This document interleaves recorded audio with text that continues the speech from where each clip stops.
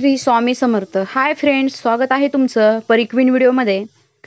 मागच्या व्हिडिओमध्ये आपण मच्छिंद्रनाथांचा जन्म कसा झाला हे पाहिलेलं आहे. तर आजच्या व्हिडिओमध्ये गोरक्षनाथाचा जन्म कसा झाला याबद्दलची संपूर्ण माहिती या व्हिडिओमध्ये आपण जाणून घेणार आहोत. त्यामुळे व्हिडिओ स्किप न करता शेवटपर्यंत बघा आणि व्हिडिओ आवडल्यास लाईक, शेअर, सबस्क्राईब करायला विसरू नका आणि कमेंटमध्ये नक्की लिहा गोरक्षनाथ महाराज की जय. गोरक्षनाथ महाराज की जय.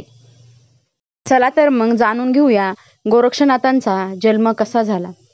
मच्छिंद्रनाथ भ्रमण करत करत आणि तीर्थक्षेत्राची यात्रा करत करत एक दिवस वंगदेशातील चंद्रगिरी गावी पोहोचले. मच्छिंद्रनाथांना ब्रह्मज्ञान प्राप्त झालेले होते. मच्छिंद्रनाथ भिक्षा मागण्यासाठी त्या गावात फिरू लागले. फिरत असताना सरस्वती नावाची एक ब्राह्मण बाई होती. तिच्या घरी ते पोहोचले आणि म्हणाले, अलक निरंजन, भिक्षा वाढ माई, मला भिक्षा वाढ. तेव्हा ती बाई भिक्षा घेऊन बाहेर आली. बाहेर आल्यानंतर सरस्वतीबाईचा चेहरा अतिशय दुःखी होता. ती मच्छिंद्रनाथाला पाहून म्हणू लागली की तुम्ही खूप तपस्वी साधू दिसताय. मला मूळ बाळ नाही, माझं दुःख तुम्ही दूर करा. मच्छिंद्रनाथाला तिचे दुःख पाहवले नाही. मच्छिंद्रनाथ तिला म्हणाले, मला माहीत आहे सरस्वती माई, तुला मूल बाळ नाही. मच्छिंद्रनाथाने झोळीत हात टाकला आणि भस्म काढून त्या बाईच्या पदरात म्हणजेच ओटीत दिले आणि सांगितले, हे भस्म खा. हा भस्म खाल्ल्यानंतर तुला पुत्रप्राप्ती होईल. सरस्वतीबाईने भस्म दिलेली सर्व कथा आपल्या नवऱ्याला सांगितली. परंतु तिचा नवरा म्हणाला की कोणता साधू, कोण कुठला तपस्वी, त्याच्यावर विश्वास ठेवू नको. हा भस्म मंतरलेला आहे, तू खाऊ नको. त्या भस्मावर श्रद्धा ठेवू नको. हे ऐकून सरस्वती ब्राह्मणीनं भस्म खाल्ला नाही व तो भस्म गाईच्या शेणाचा जो उकिरडा असतो त्या उकिरड्यावर नेऊन टाकला. सरस्वतीबाई मच्छिंद्रनाथाला ओळखू शकली नाही, म्हणून तिनं हा भस्म जो आहे तो गाईच्या शेणाच्या उकिरड्यावर टाकून दिला.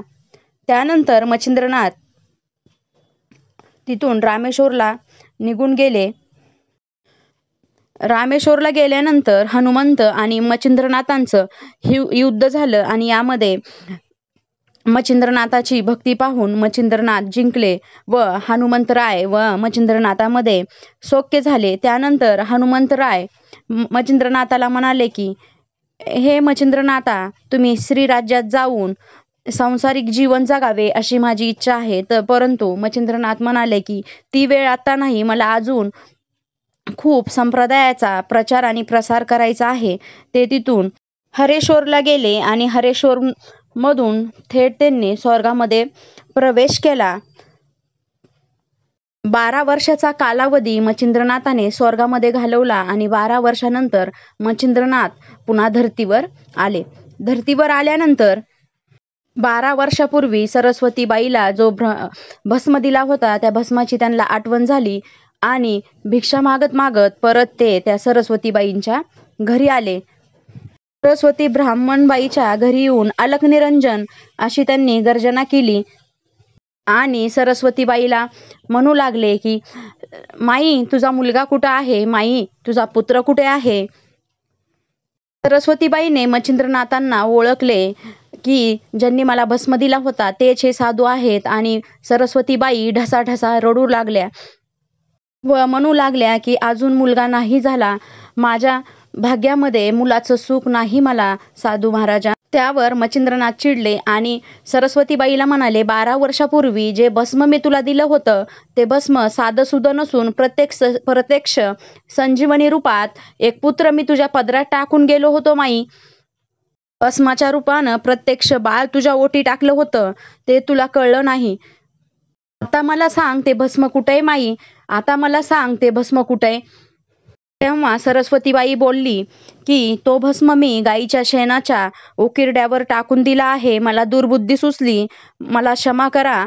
मी माझ्या हातून खूप मोठी चूक घडली आहे, मला माफ करा, मला क्षमा करा. असं म्हणून सरस्वतीबाई ढसाढसा रडू लागली. यावर मच्छिंद्रनाथ म्हणाले, दाखव ती जागा ज्या उकिरड्यावर तू तो भस्म नेऊन टाकलेला आहे.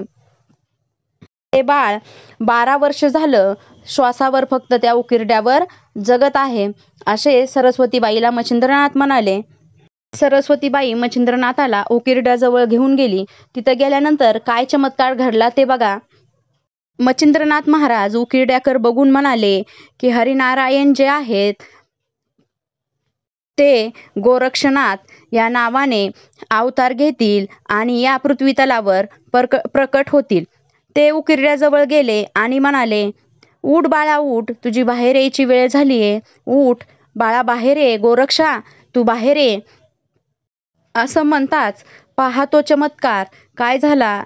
गोरक्षनाथ दोन्ही हात जोडून तेजस्वी असा बालक उकिरड्यातून बाहेर पडला. 12 वर्षाचा तो बालक बाहेर पडताच हात जोडून नमस्कार करू लागला. ते तेजस्वी बालक बघून सरस्वतीबाईला राहवले नाही. गोरक्षनाथ उकिरड्यातून बाहेर येताच तेजस्वी बालक बघून सरस्वतीबाई पळस सुटल्या आणि जाऊन त्या बालकाला मिठी मारली आणि मच्छिंद्रनाथाला विनंती करू लागल्या की हे मच्छिंद्रनाथा, माझी चूक झाली आहे, मला माफ करा. माझी क्षमा माफ करण्यायोग्य नाही, परंतु मला क्षमा करा आणि हे जे तेजस्वी बाळ आहे ते माझ्या ओटी घाला, माझ्या पदरात घाला. असं म्हणून गोरक्षनाथाला कवटाळून सरस्वतीबाई रडू लागल्या. त्यावर मच्छिंद्रनाथ म्हणाले की 12 वर्षांपूर्वी मी तुला दिलं होतं, पण ते तुला घेता आलं नाही. देवाने दिलं, पण ते तुझ्या कर्माने नेलं. मी तुला हे बाळ देऊ शकत नाही. गोरक्षनाथ बाळाला मी माझ्यासोबत घेऊन जात आहे आणि गुरु शिष्य आम्ही दोघे गुरु शिष्य तीर्थयात्रेला जात आहोत. मग अशा रीतीने गोरक्षनाथाचा या पृथ्वीतलावर जन्म झाला किंवा पृथ्वीतलावर गोरक्षनाथ प्रकट झाले आणि गोरक्षनाथाने प्रकट होताच मच्छिंद्रनाथाला आपले गुरु मानले. अशा प्रकारे गायीच्या शेणातून गोरक्षनाथाचा जन्म झाल्यामुळे गो म्हणजे गायीचं शेण आणि रक्षा म्हणजे देवाने दिलेला भस्म, म्हणून त्या बालकाचं नाव गोरक्षनाथ असे ठेवण्यात आले. गुरु आणि शिष्य म्हणजेच मच्छिंद्रनाथ आणि गोरक्षनाथ देशभर तीर्थक्षेत्र करीत आणि नाथ संप्रदायाचा प्रचार आणि प्रसार करत फिरू लागले. एक दिवस ते कनकगिरीला आले आणि कनकगिरीला आल्यानंतर मच्छिंद्रनाथ दुपारची वेळ होती. मच्छिंद्रनाथ म्हणाले की हे गोरक्षा, मला खूप भूक लागली आहे, तू माझ्यासाठी भिक्षा मागून काहीतरी खायला घेऊन ये. गोरक्षनाथ गावात फिरून मच्छिंद्रनाथ म्हणजेच आपल्या गुरुसाठी पंचपक्वानाचं जेवण घेऊन आले. पंचपक्वानाचं जेवण घेऊन आल्यानंतर गोरक्षनाथाने मच्छिंद्रनाथाला पंचपक्वानाचं जेवण दिलं, परंतु त्यात वडे होते. ते वडे मच्छिंद्रनाथाला खूप आवडले. तेवढे वडे खाऊन मच्छिंद्रनाथाचं पोट भरलं नाही. त्यांना आणखीन वडे खायची इच्छा झाली. तेव्हा मच्छिंद्रनाथ गोरक्षनाथाला म्हणाले की आणखीन जा आणि भिक्षा मागून माझ्यासाठी असे वडे परत घेऊन ये. गोरक्षनाथांनी गुरुची आज्ञा पाळली व गोरक्षनाथ परत त्या बाईच्या घरी गेले.